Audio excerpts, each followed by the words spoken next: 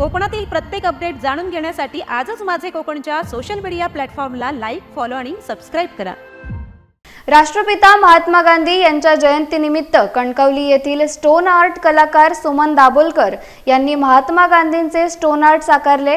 नदीतील दगडावर कोणताही आकार व प्रक्रिया न करता रंगाची उधळण करत सुमन दाभोलकर हे विविध सामाजिक विषयावर स्टोन आर्ट साकारतात। यातूनच त्यांनी आज राष्ट्रपिता महात्मा गांधी यांचे स्टोन आर्ट साकारत आगळीवेगळी आदरांजली व्यक्त केली आहे। नमस्कार, मी सुमन दाभोलकर। आज सर्वांनाच माहिती आहे की आज महात्मा गांधीजी यांची जयंती आहे।